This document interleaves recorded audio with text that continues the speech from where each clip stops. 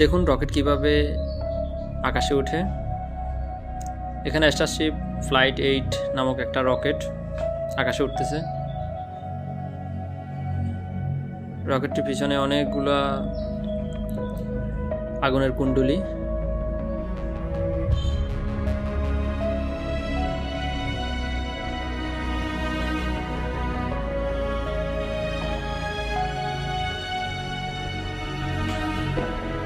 দ্বিতীয় engine start হয়েছে।